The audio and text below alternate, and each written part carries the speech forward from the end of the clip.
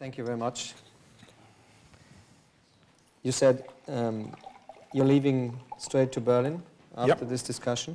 Yep. So what we are going to do now is having 2 or 3 questions here with me, as I'm taking the privilege of the host, and then we open the floor. Sure.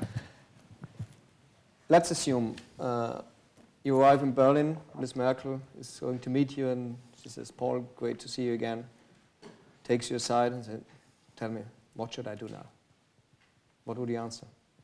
Except, as you said, giving more money to the regions around Syria. And she opened the doors.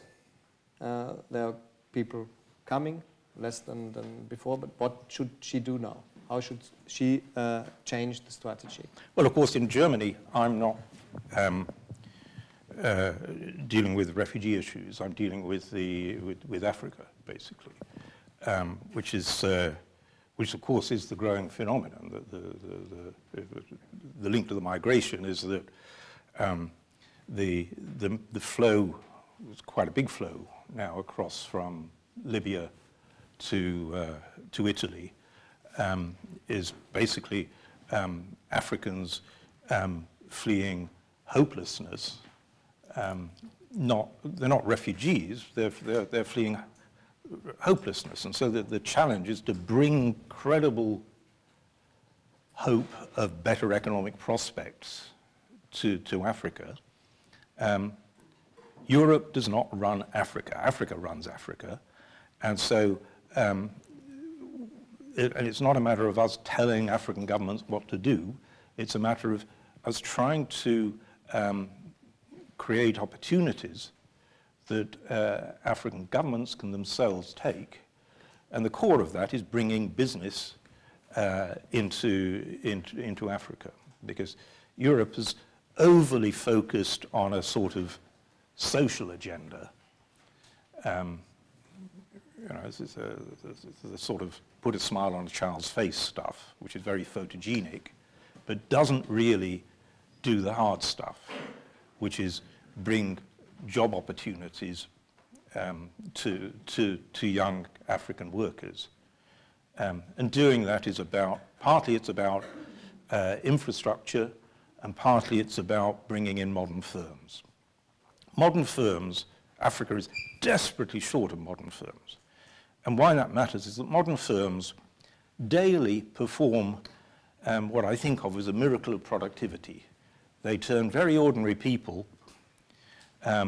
radically more productive. And they do that in their sleep almost. They do it by scale and specialization. These are the things that Adam Smith saw in the factories of the 1750s, the first on Earth. And it's still that story. Scale and specialization makes ordinary people dramatically more productive. And that's what Africa needs. The photogenic stuff is women sitting, smiling, knitting a basket, or some micro-enterprise, or a happy peasant or something. But the actual reality of earning a decent living is not small is beautiful. Small is doomed. The route out of poverty is a route into a modern, predominantly urban economy with normal-looking economic activity. Europe can do a lot more than it's doing to contribute to that. You stated that 65 million displaced now, as much as never before since end of World War II. In your book, Exodus, you stated that this is just, the Exodus did not even start yet. What do we have to expect? I don't like sort of melodrama on this.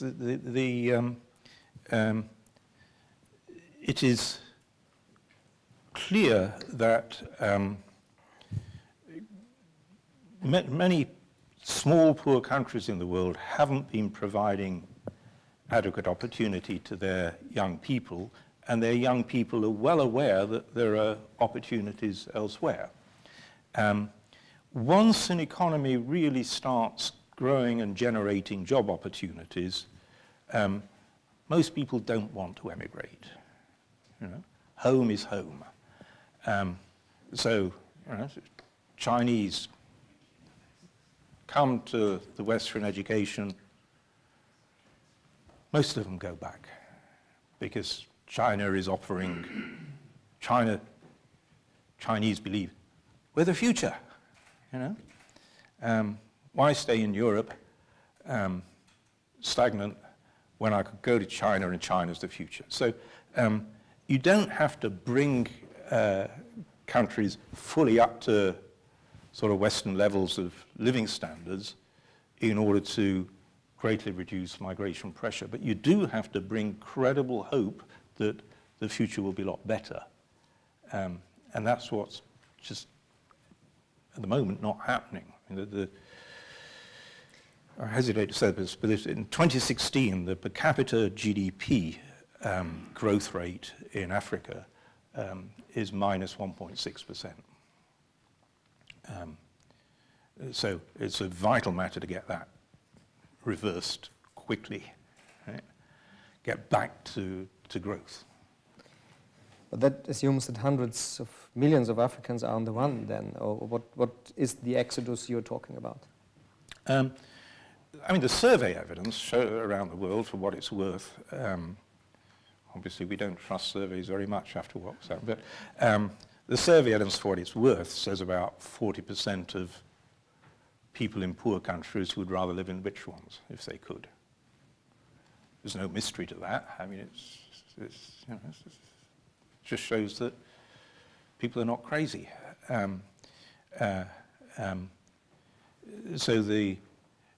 we also know what the mechanics of migration is, which is that as the diaspora builds up, that makes the flow of information bigger and the reception easier, and so there's a sort of accelerator effect as diasporas build. So there's some presumption that sort of without any change in policies, you'd get a gradual acceleration. You're sort of seeing that across the coast from Libya at the moment. And the reason we didn't have that for a while was that for a time, all the countries on the Mediterranean coast had control of their coastlines and had done some deals with Gaddafi had done a deal with the Italian government that people weren't allowed to cross. And then the chances of that staying in place was minimal, because you just look at all the countries on the Mediterranean coastline, southern coastline and eastern coastline, so many of them are precarious that the chances of them all staying in control of their coastlines is pretty low. So sure enough, and there's a weakest link problem. You only need one country not to control its coastline, and that's where the people traffickers go. You know, people smuggling, I should say, is a big business. We've got Latin American people smugglers, business groups who've moved in. You know, this is not individuals getting on rubber dinghies. This is a big business, big criminal business. I'm very sure that a lot of questions are there. We are opening the floor now. Sign, show me your hand, just a moment. And we're very grateful for questions. Question mark in the end. Professor Collier is trying to be short. Karl-Peter Schwarz was the first one. There's a microphone coming. Okay, thank you. Well, my question is, in the near future, we all expect a new wave of migration and refugees on the Western Balkans. For the moment, there are about 60,000 people in Greece. There are about 10,000, mostly people from Afghanistan and Pakistan and Serbia. They are constructing fences between Slovenia and Croatia and so on. So now what will happen in the next 2-3 months? According to my information, there is a new wave preparing in Turkey, because people coming from Mosul, they're coming from Aleppo. And the EU agreement with, let's say, the German-Turkish agreement is at the end, so it doesn't work anymore. Now, what should Europe do now? I mean, what you propose is a middle-term or long-term plan, strategy, I completely agree with you. But for the moment, what should they do now? Is there another way then to construct more fences? Look, I think Europe has got itself into a terrible position, right, where it's basically bribing a dictator to take people back. Right? The worst feature of that is that other countries that are havens to refugees have woken up to that business model. And so what we're starting to see is other haven governments threatening to expel their refugee populations unless. We've already seen that, actually. So we've really inadvertently created a disastrous position. Your question, though, is what do we do about it? We cannot, in my view, drive a narrative which is focused primarily on keeping people out or sending people back. That is to dissipate the duty of rescue, which should be our primary concern when we think of refugees. And so what we need to lead from is a credible, big push on meeting that duty of rescue, which means both money for the haven governments and jobs to the havens, big time. For example, in Britain, David Cameron, whom I was working with on this, ordered the business minister to get together a load of chief executives. He then flew with them on a chartered plane to Jordan, and he said to the chief executives, go see what business opportunities you can generate. For example, one of Britain's biggest supermarkets is now sourcing a lot of produce from Jordan, and the deal is the jobs generated by that sourcing are shared between refugees and Jordanians. Right? We need that big time. Every country in Europe should be putting its Minister of Business on a plane with a load of chief executives. We need high visibility action that says, we are bringing credible hope to you where you are. Only if and when we are doing that do we have a basis for saying, because we are doing that, we are not letting the affluent young who buy places on people smuggling boats, we're not giving them privileged access to Europe's money. Europe's money and Europe's jobs for refugees are going there in the havens. And you, who've tried to come here illegally, will be placed in a safe place where it's generating jobs. But until we do that, crafting a policy which is just driven by expulsion is destroying this ethical duty. I don't know if that answered you. Fully answered, Karl-Peter Schwarz? Oh, okay. Mr. Yannick? Further elaborating on that, we've heard, I think everyone can agree on the necessity to tackle the root causes of these problems, push-pull factors. And I have to admit, although it's in my bookshelf, I've never read your book on the bottom billion, but could you expand a little bit on how is that actually done? Because as I said, everyone agrees on the necessity to rebuild, to create hope. No question about that, but the thing is that how is that to be done in practice, outside of mere examples? But is that neo-colonialism, or what do we... No, it very definitely isn't, right? This is not telling African governments what to do, right? I've been fighting that strategy for 20 years, right? It's a disastrous strategy. So let me give you a practical thing, right? I started by saying the typical small African country is very short of proper firms. Right? Why is it short of proper firms? Because proper firms don't really want to go there. Right? Not a very big market, so there's not much money to be made. Risky. Government's probably a bit difficult. Quite a danger that you'll be put in a situation where you'll be asked to make a bribe and so on, so there's huge reputational risks.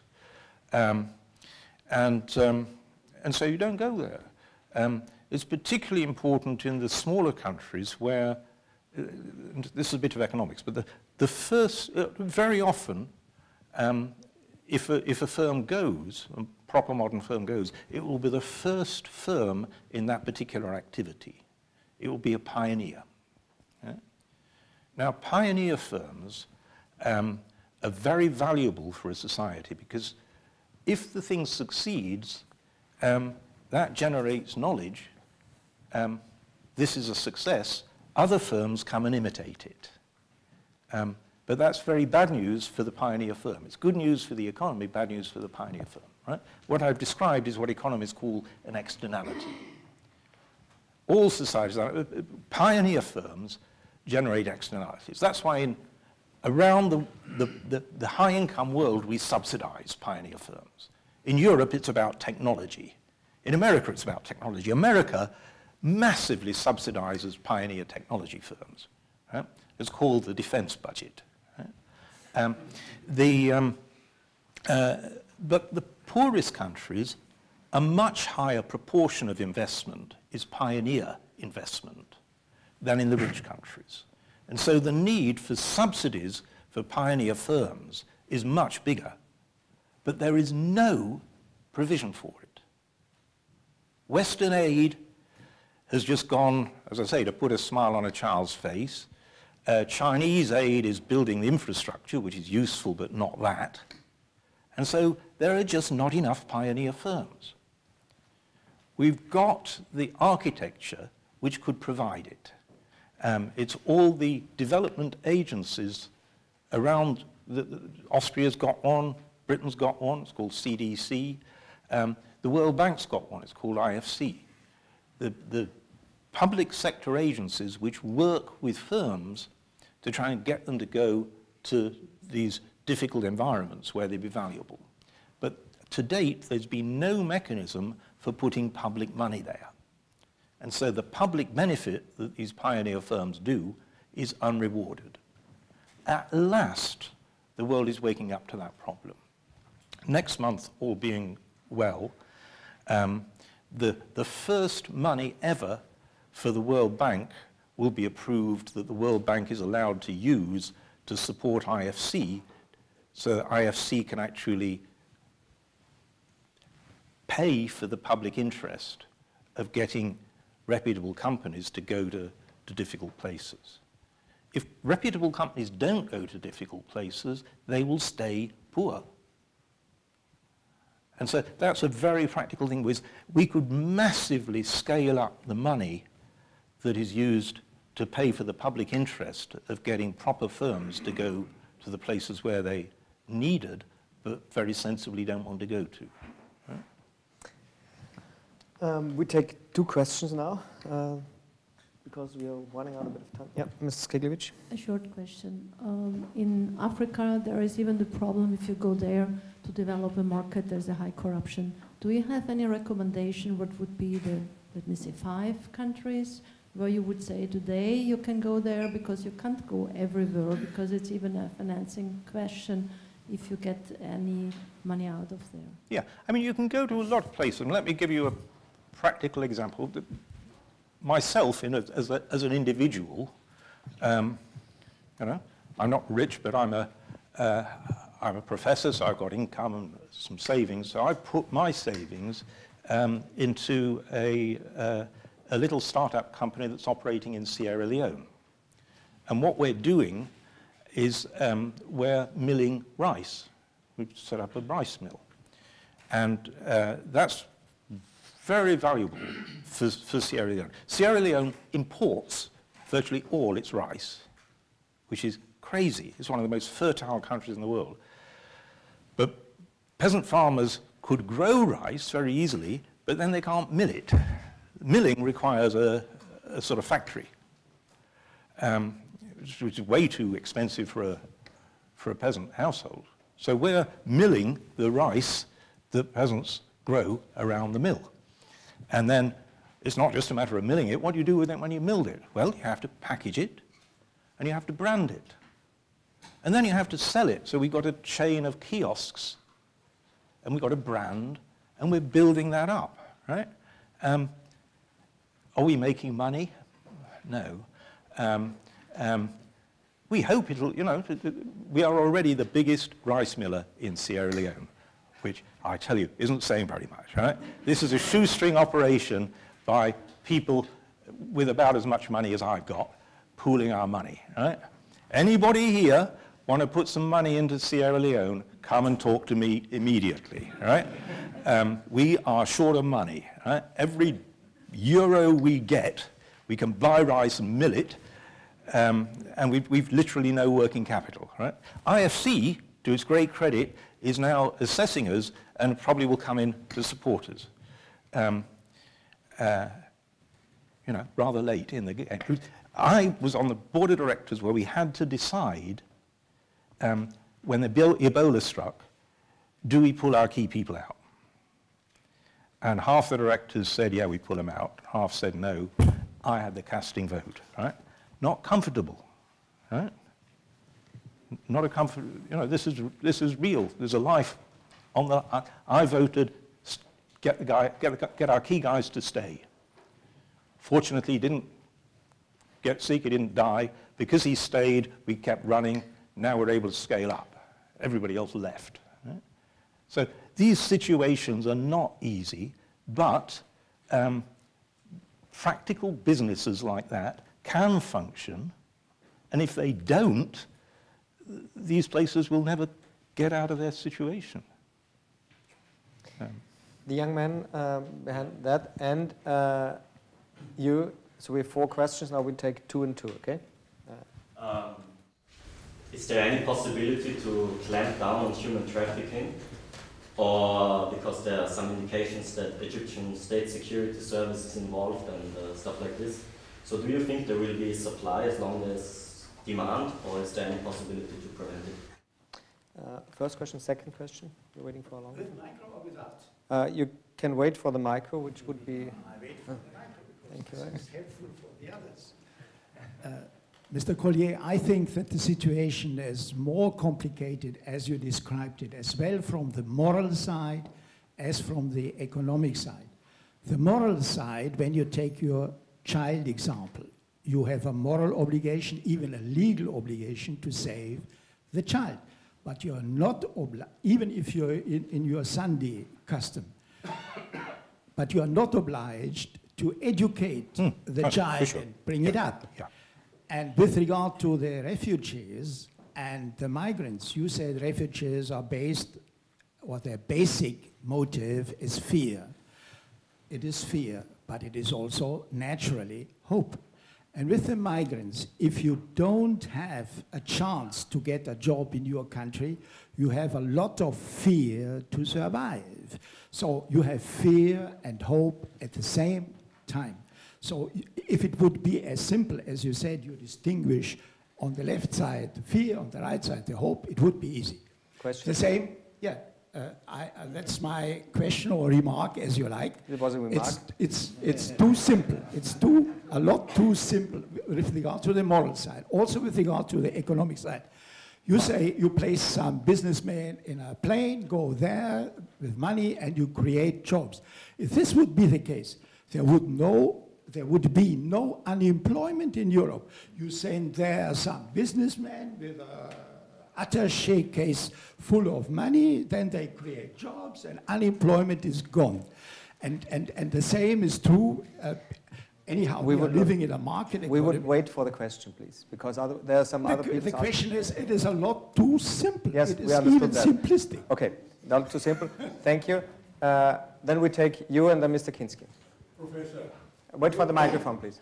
Sorry? Wait for the microphone. Professor, your programs for in situ help is generous, but it's a long-term problem, I've supposed. Many states in Europe failed in separating refugees from migrants at the borders and in the brains of their people. What would you suppose or propose short term, how Europe could separate and at what point future migrants from refugees? On the borderline of Greece or in Italy, we have the sea law, we have to save everybody who is drinking. How could Europe solve this problem? And the Germans are very interested in these questions, where and how to stop these people. Italy is overwhelmed, so is Greece. So maybe you have a proposal also how we can solve this problem. Thank you. So we have the human trafficking and how to solve this problem. Yeah, I mean, I think we can do a lot to curb human trafficking. We need to, first recognize it as a problem, get the intelligence on it. I mean, this is a business. It's as you say, sometimes it's a business that's linked to sort of military establishments. Sometimes it's linked to Latin American drugs gangs and so on. But it's a business, and so we can deal with criminal businesses.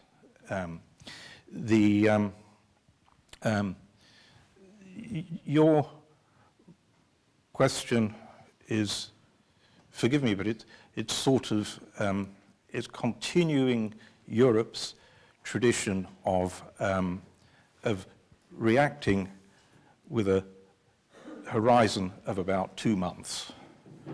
And if you keep setting policies that just react with a horizon of 2 months, you blunder from one disastrous mess to another disastrous mess. So we've got ourselves into a terrible hole. The only way we're going to get out of it is to back up and diagnose what are the fundamentals and what can we do differently at the fundamental level. Just to push back on the comment, no. Saying everything is complex and blah, blah is a road to nowhere. We have to get practical public policies, and for that, we have to get coherent analytic concepts. There is a clear moral duty of rescue towards refugees. It is very different from the moral requirements of responding to the needs that are provoking migration. And we need to get that absolutely clear and then respond to it. Mr. Kinski, you waited for a long time. So Paul, you talk a lot about job creation and how to bring jobs into the haven countries of Africa on a practical basis. I think that's fine. But you also talk about the 16-year-old in a refugee camp. There's nothing to do, nowhere to go, and no education. So how is the educational question being addressed? Because that's where the lost generation is created. People going back into Syria and having spent 10 years without education. Just one moment. We'll take one question from back there, Mr. Papastavou. Thank you, Mr. Collier. Appreciate the talk. Do you think that Jordan was a very fertile environment in terms of being able to experiment with this idea and breaking down the policies? It's quite stable in the region. Over the years of the different conflicts with Iraq and even the Gulf War, they've kind of been this standoff base for a lot of people. So they've kind of benefited a lot from what's happening in the region because of their stability. But if you look at Lebanon and you look at Iraq and the countries surrounding there, how are the conditions there able to do what the special economic zones are planning, are say, projecting that they can create jobs through investment from outside? Yeah. Okay. Both these excellent questions. So education. So there's two things. One is that why was this 16-year-old not getting any education? Because the rules that UNHCR kind of runs by is that the legal obligation to provide education in the camps is the host government. So it's the host government, Jordan, that has to pay for the teachers. Right? is this a very high priority for the government of Jordan? Not really, right? They do send teachers to the camps. What then do they teach?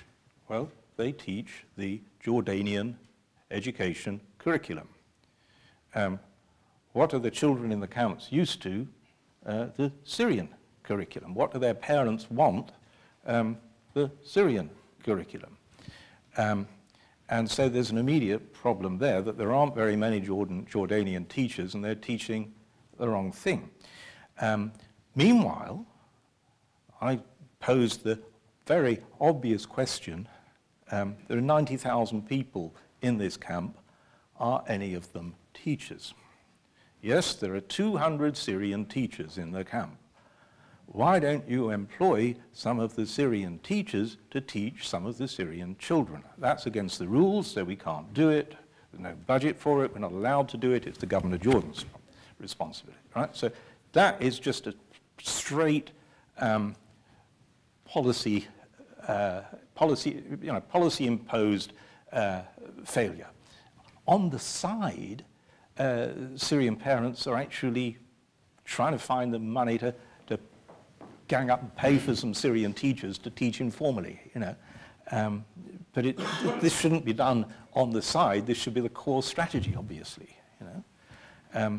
Now, to sort of answer two questions at once, we shouldn't be doing the same thing everywhere. And you're quite right. Jordan is kind of really a good context for something that's really rather straightforward. There's a load of industrial zones in Jordan.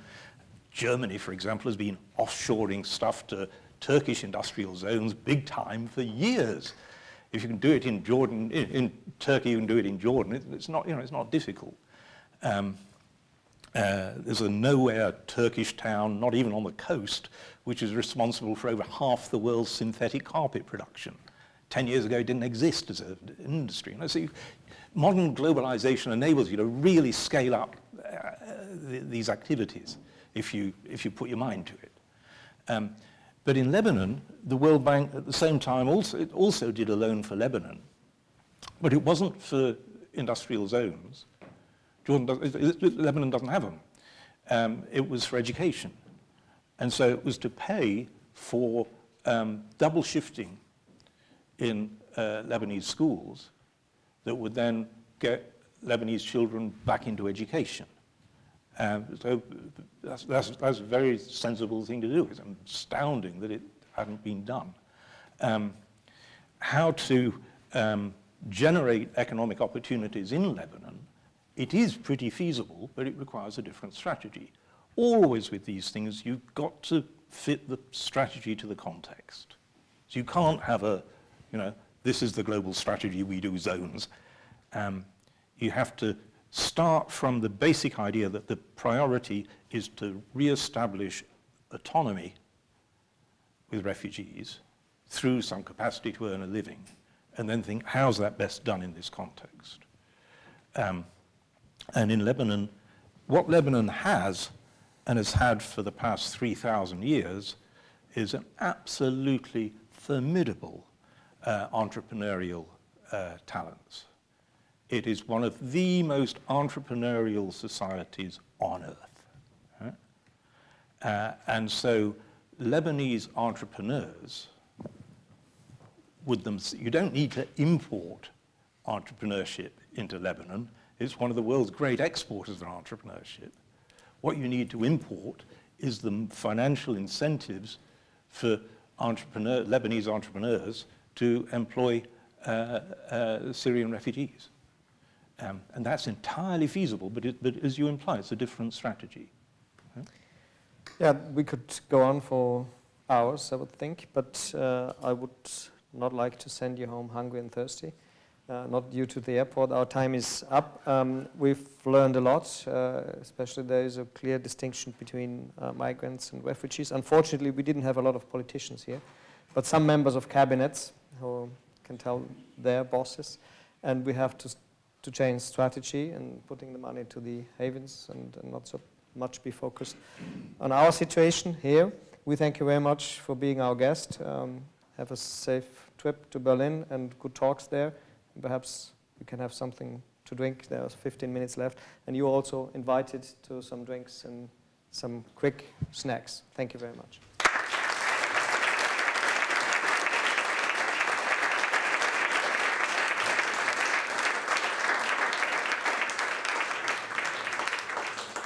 Thank you very much. Anybody who fancies putting a few £1,000s into a rice milling in this area, you have priority.